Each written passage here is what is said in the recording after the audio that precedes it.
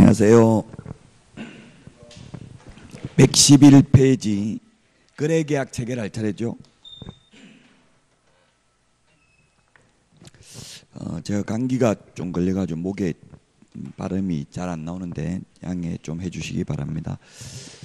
자, 111페이지 거래계약 체결할 차례입니다.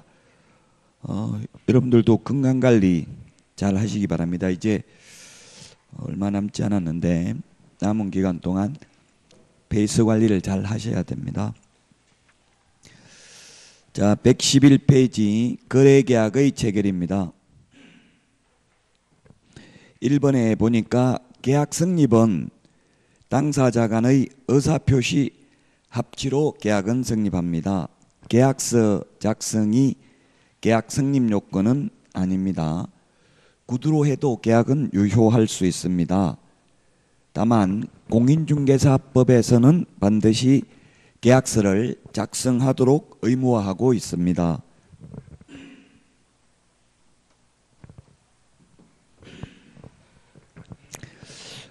민법에서는 계약서를 작성하지 않아도 계약이 유효하지만 계약서를 작성하지 아니하면 공인중개사법 위반으로 업무정지 처분은 받을 수 있습니다.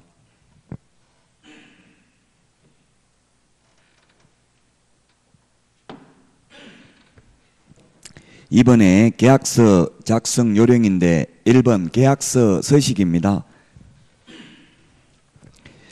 계약서는 법정 서식은 없고 다만 국토교통부 장관은 개업공인중개사가 작성하는 거래계약서에 관하여 표준이 되는 서식을 정하여 이의 사용을 권장할 수 있습니다.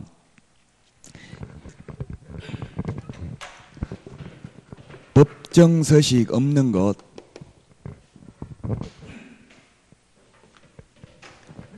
법정 서식이 없는 것입니다. 법정 서식이 없는 게 거래계약서,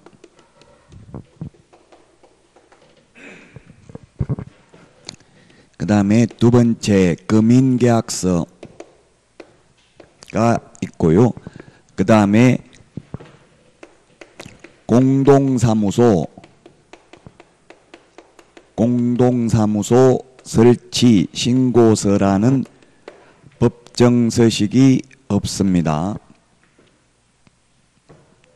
그 다음에 중개, 보수, 영수증, 중개, 보수, 영수증도 법정 서식이 없습니다. 근데 거래계약서는 법정 서식이 없는데 일반 중개계약서나 전속 중개계약서는 법정 서식이 있다는 게 시험에 출제를 했습니다. 예, 그래서 거래계약서는 법정 서식이 없다.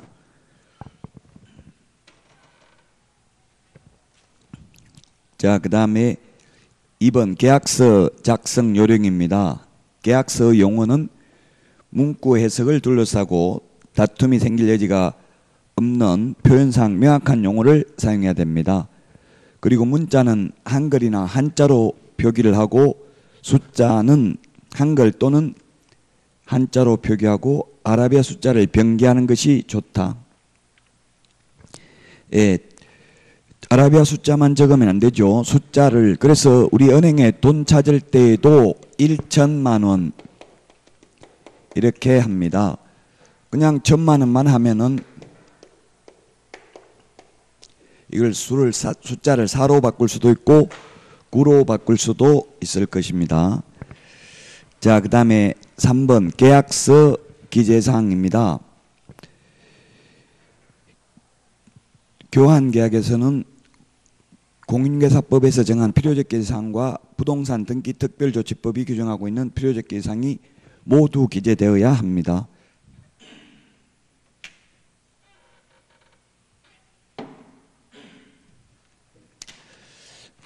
우리 그 핵심 비교 정리 프린터 9번하고 10번에 있는데 9번 핵심 비교정리 프린터 9번에 보면은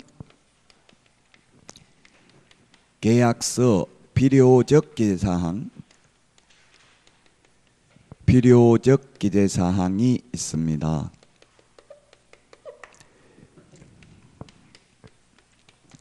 인물계약금, 인권조교 9가지입니다. 거래 당사자, 인적사항, 물건의 표시, 계약일, 그박의약정, 거래금액, 물건의 인도일시, 권리이전 내용, 조건기한, 확인설명서, 교부일자가 있습니다.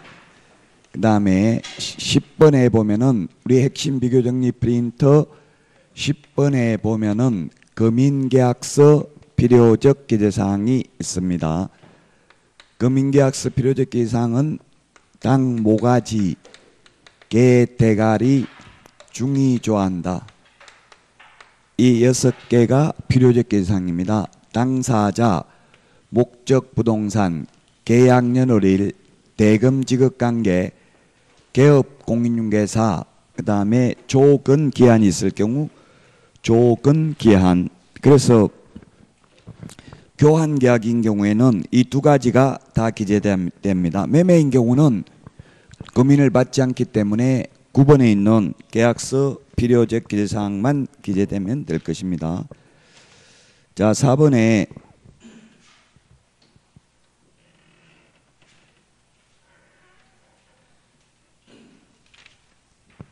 계약서 필요적 기재사항이 다시 한 번 더 나와 있습니다. 4번에 111페이지 맨 밑에 거래 당사자 인적사항은 매도인의 경우에는 등기사항 증명서를, 매수인의 경우 주민등록증을 보고 기재하면 될 것입니다. 그래서 매수인보다는 매도인을 더 철저하게 신분 확인을 해야 되겠죠. 남은 물건을 팔아먹을 수도 있기 때문에. 자, 그 다음에 물건의 표시입니다. 112페이지 2번에 물건의 표시가 있는데, 이 물건의 표시, 그래서 주소를 적을 때, 그 물건의 표시를 적을 때는 집은 주소를 적고,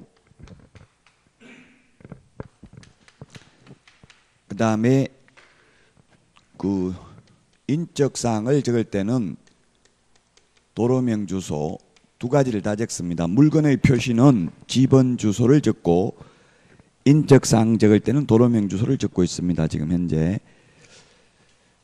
자, 그 다음에 3번 물건의 인도일시가 있는데, 물건의 인도일시, 이게 잔금 치른 시각을 만약에 현실적으로도 이게 사고가 많이 납니다. 10일, 11시 뭐 이런 식으로 하면은 10일인지 11일인지 헷갈리니까 이런 거는 반드시 이사하기 한 열흘 전에는 문자로 카카오톡 메시지 이런 걸로 주고받는 게 좋겠죠. 근거를 남기는 게 좋습니다. 물건 인도일시를 서로 잘못 오해하고 있을 수도 있으니까.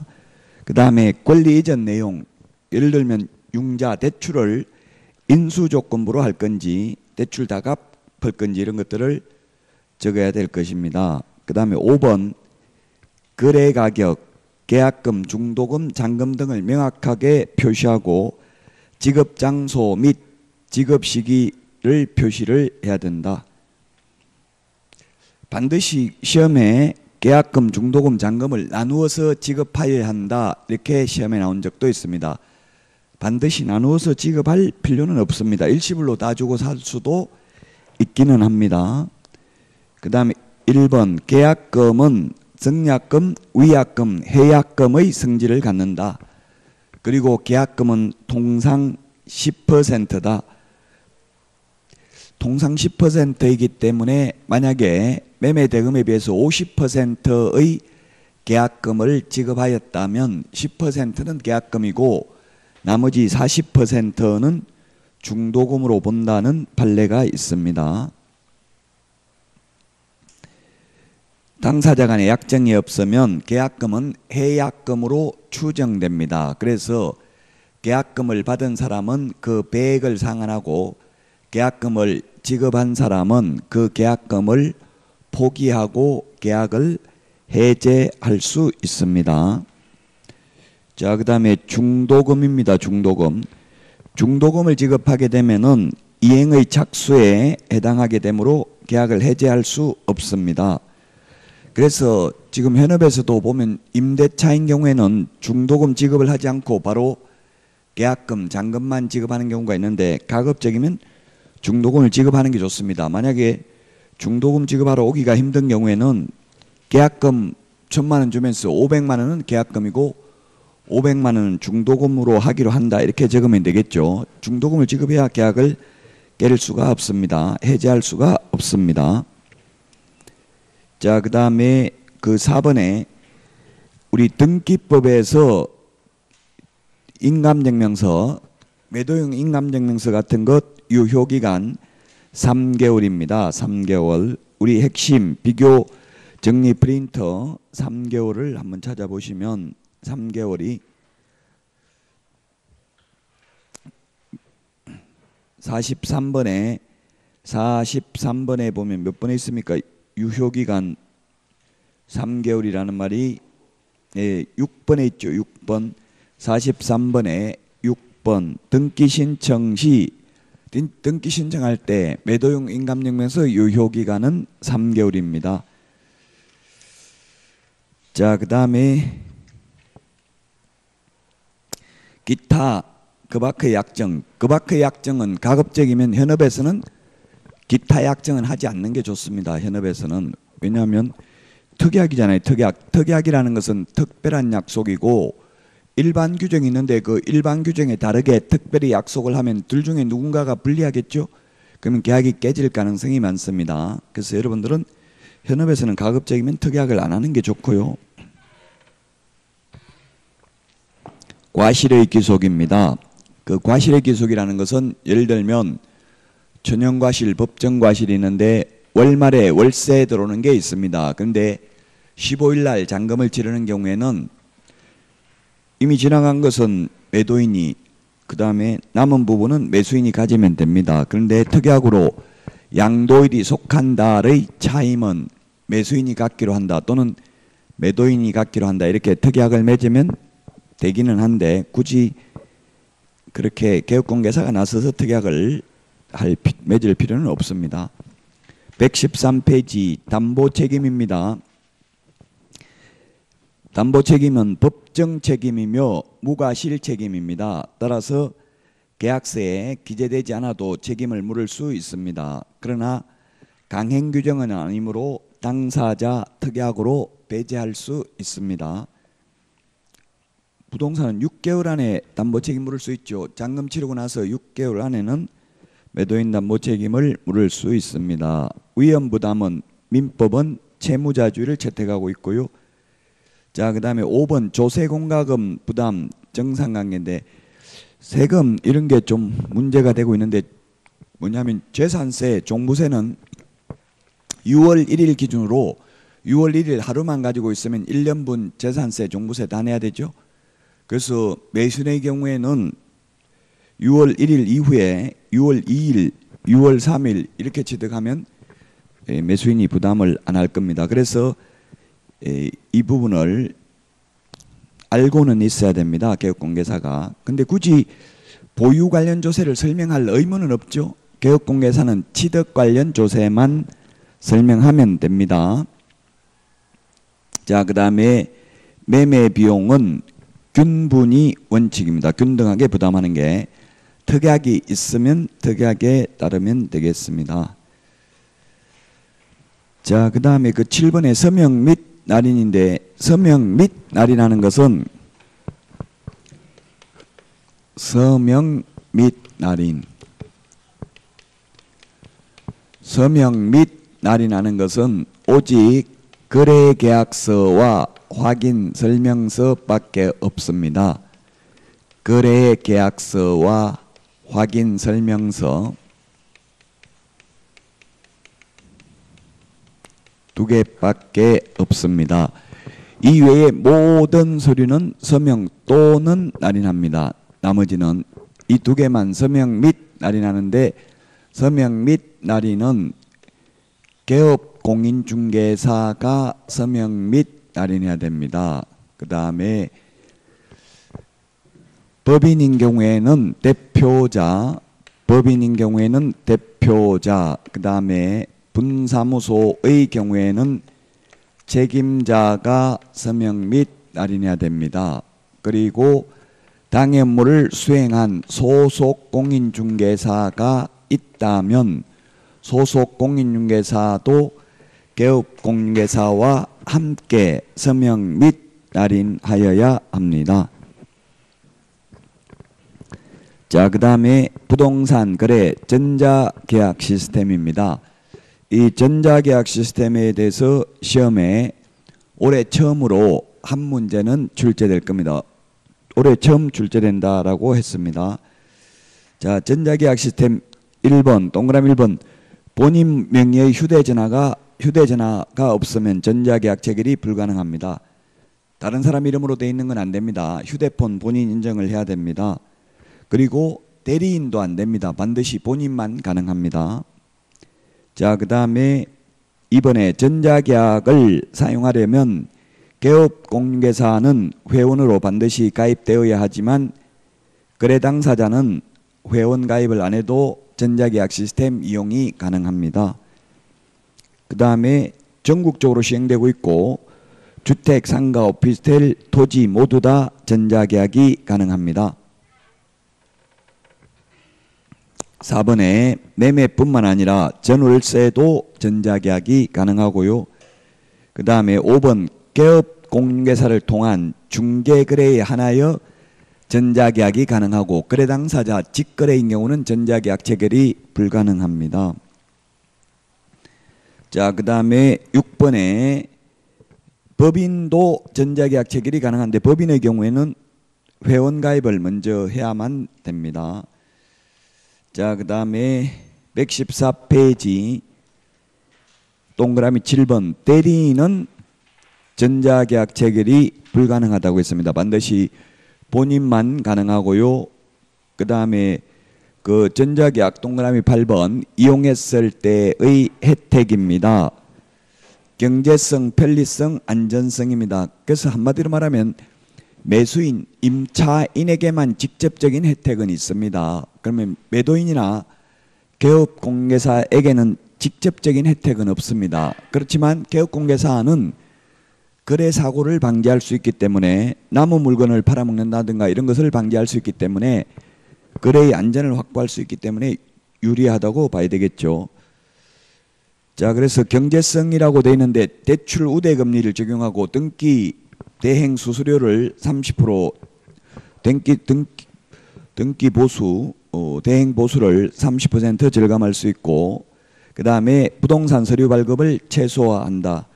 건축물 정보 이런 거는 공짜로 다 조회할 수가 있습니다. 그 다음에 편리하다. 도장 없이 계약 체결이 가능하고요. 계약서 따로 보관할 필요도 없습니다. 그 다음에 확정일자 자동으로 부여됩니다.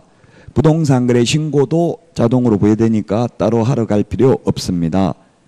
안전성입니다. 계약서 위변조 및 부실한 확인 설명을 방지할 수 있습니다. 확인 설명서 빈칸을 채우지 않는 경우에는 다음 페이지로 넘어가지가 않습니다. 무자격, 무등록자의 불법 중개행위를 차단한다. 왜냐하면 개업공개사는 반드시 등록을 해야만 공인인증서를 받을 수 있고 개업공개사가 아닌 사람은 전자계약서 작성할 수 없으니까 무등록 중개업자를 방지할 수 있다. 자, 그 다음에 3번 공인중개사 및 거래 당사자 신분 확인 철저다.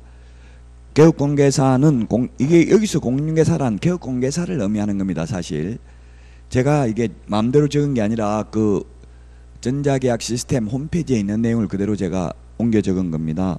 거래 당사자 신분 확인 철저다. 왜냐하면 휴대폰으로 본인 인정을 하기 때문에 그렇습니다. 그 다음에 개인정보 암호화로 안심거래를 지원합니다. 그 다음에 2번 개업 공인중개사와 관련된 내용입니다. 동그라미 1번 개업공개사는 반드시 공인인증서 등록을 해야 됩니다. 거래 당사자는 공인인증서 없어도 됩니다. 자, 그 다음에 2번 개업공개사 회원은 사업용, 사업자용, 법용 또는 특수목적용 즉 부동산 거래 공인인증서를 따로 발급받아야 됩니다. 은행의 법용 가지고는 안 됩니다. 별도로 한국무역정보통신주식회사로부터 공인인증서를 발급받아야 됩니다. 그 다음에 3번 공동중개 방식에 의한 전자계약 체결 진행 시 각 개업공개사는 모두 전자계약 시스템에 회원 가입 및 공인인증서 등록이 필요하다. 공동중개의 경우 개업공개사가 여러 명인 경우에는 자, 그 다음에 4번에 보면 개업공인중개사는 반드시 거래 당사자 신분을 확인하고 거래계약을 진행해야 된다. 전자계약 시스템은 현재 신분증 확인 이외에 더 정확한 신분 확인을 위해서 휴대폰 인증 및 신분증 촬영을 지원할 수 있다. 그래서 만약 시험에 전자계약서를 작성하는 경우는 신분증 확인 안 해도 된다 하면 X라고요. 확인은 해야 되는데 확인을 하고 휴대폰 본인 인증을 통해서 한 번 더 확인하기 때문에 더 안전할 뿐이죠. 자, 5번 전자계약을 체결하려면 태블릿 PC가 반드시 필요하지 않고 본인 명의의 스마트폰만 있는 경우 전자계약 체결은 가능하기는 합니다. 근데 보다 더 넓은 화면을 지원하기 위해서 태블릿 PC가 다 거의 중개업소에서는 있습니다. 6번의 금인계약서 보도록 하겠습니다. 115페이지에 있는데 계약을 원인으로 소유권 이전하는 경우에 금인을 받아야 된다라고 했습니다. 계약을 원인으로 소유권 이전하는 게 3개입니다. 매매, 교환, 승여 이 3가지가 계약을 원인으로 소유권 이전하는 겁니다. 이거 금인받아야 됩니다. 그리고 부동산 등기 특별조치법 제3조 2항에 보면 판결서, 화해조서, 청구일락조서, 조정조서, 지급명령서 등도 금인받아야 된다라고 되어 있습니다. 금인이라는 것은 검사하고 도장을 찍어주는 것을 금인이라고 합니다. 그래서 금인 도장을 제가 받아봤는데 이렇게 스탬프 도장 찍어줘요. 금인 해가지고 몇 년 몇 월 며칠 시장 군수 구청장 해가지고 이렇게 스탬프 도장을 찍어주는 겁니다. 검사하고. 자, 그런데 매매의 경우에는 실거래 가격 신고하고 신고 필증을 받으면 금인받은 것으로 봅니다. 따라서 금인받지 않고 그 다음에 판결서나 화해조서, 청구일락조서, 승여계약은 중개가 개입할 여지가 없습니다. 중개와 친하지 않습니다. 그래서 사실상 개업공개사와 상관없는 거고 개업공개사하고 관련 있는 것은 교환계약서밖에 없는데 현업에 나가면 교환계약을 중개하는 경우는 거의 없습니다. 그래서 시험에서는 그렇게 중요한 내용은 아닙니다. 왜냐하면 2006년 실거래가격 신고제도가 도입되고 나서 실제 금인을 받을 일은 없습니다. 이제 현실적으로는. 2번 금인의제입니다. 115페이지. 개업공인중개사 또는 거래 당사자가 부동산 거래 신고 필증을 교부받은 때에는 매수인은 부동산 등기 특별조치법 제3조 1항 규정에 의한 금인을 받은 것으로 본다. 예, 금인 여제됩니다. 그렇잖아요. 이게 매매계약은 실거래가 신고하기 때문에 신고 필증 받으면 금인받은 것으로 보니까 따로 금인받을 필요 없다. 그 다음에 2번 토지거래 허가증을 받은 경우에도 금인받은 것으로 봅니다. 그 다음에 3번 경매 금인이 면제되는 경우입니다. 경매, 공매, 공용수용, 일방 당사자가 국가 지자체인 경우 금인받지 않습니다. 그 다음에 임목, 공장재단, 광업재단도 금인 대상이 아닙니다. 임목, 공장재단, 광업재단은 투기 대상이 아니기 때문에 부동산 거래 신고 대상도 아니고 토지거래 허가 대상도 아니고 농지 취득자익 증명 대상도 아니고 계약서 금인 대상도 아닙니다. 4번 금인 신청 절차입니다. 1번에 금인 신청 시 제출해야 될 서류입니다. 서류. 금인 신청할 때 제출하는 서류가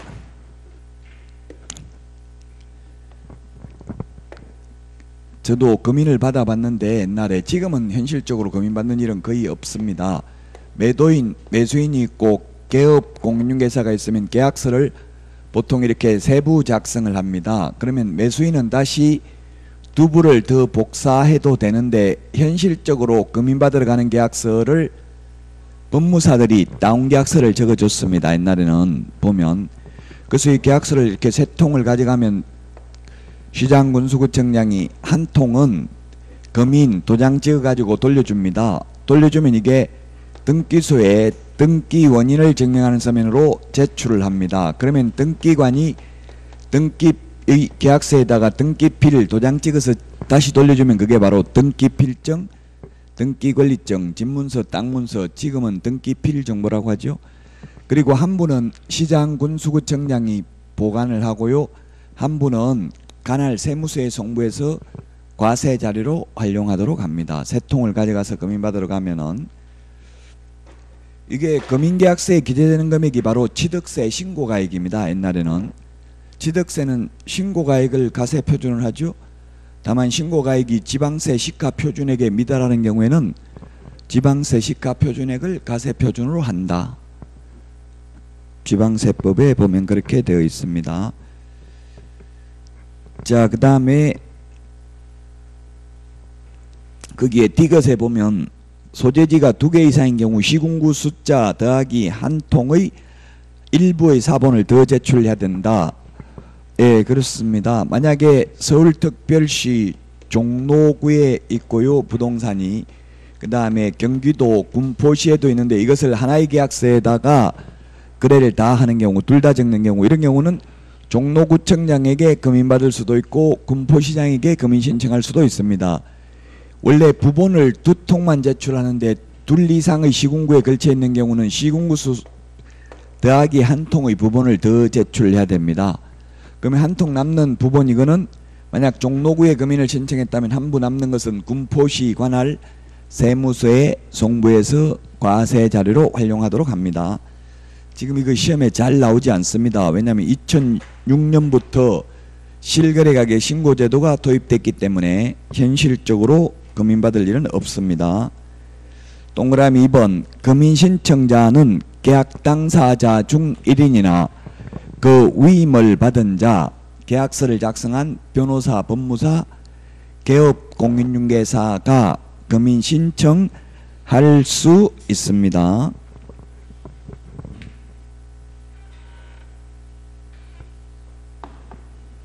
3번에 금인계약서 필요적기 대상 앞에서 했죠. 땅, 모가지, 개, 대가리, 중위조한다. 우리 핵심 비교정리 프린터 10번에 있습니다. 자, 그 다음에 동그라미 4번 금인기관입니다. 금인은 부동산 소재지 관할 시장군수구청장 또는 그 권한을 위임받은 읍면동장이 금인도장을 찍어줍니다. 니은에 보면 부동산이 여러 시군구에 있는 경우 그중 한 개의 시장군수구청장에게 금인 신청이 가능하다고 좀 전에도 말했습니다. 이 둘 이상의 시군구에 있는 경우는 둘 중에 한 군데 금인 신청할 수 있습니다. 각각 물론 신청할 수도 있습니다. 그 다음에 5번에 소유권 이전 등기를 한 등기 공무원은 등기를 완료한 날부터 10일 이내에 등기 신청서 부본의 송부와 함께 등기 신청서의 사본 한 통을 부동산 소재지 관할 세무서장에게 송부해야 됩니다. 등기 공무원이라고 되어 있는데 등기법에서는 전부 등기관으로 바뀌었습니다. 그런데 아직 부동산 등기 특별조치법은 개정이 되지 않았습니다. 자, 5번 금인 신청에 대한 특례입니다. 이건 뭐냐면 중간 생략 등기를 하면 안 된다는 뜻입니다. 중간 생략 등기를 하면 탈세를 목적으로 중간 생략 등기하면 3년 이하의 징역이나 1억 원 이하의 벌금이고, 탈세 목적이 아니라도 중간 생략 등기하게 되면 1년 이하의 징역이나 3천만 원 이하의 벌금에 처하게 되겠습니다. 자, 이번 시간 한 거 중에서 가장 중요한 거, 반드시 한 문제 나오는 거는 전자계약서 부동산 거래 전자계약 시스템입니다. 그건 여러분들이 인터넷에 부동산 거래 전자계약 시스템이라고 쳐보면 홈페이지가 나옵니다. 그 홈페이지 자주 하는 질문에 나와 있는 내용을 제가 이게 지금 서브노트에도 정리를 해 놓은 것입니다. 올해 처음 도입된다라고 작년에 산업인력공단에서 밝혔습니다. 자, 여기까지 하고 쉬었다가 117페이지 부동산 실권리자 명의 등기에 관한 법률부터 하도록 하겠습니다.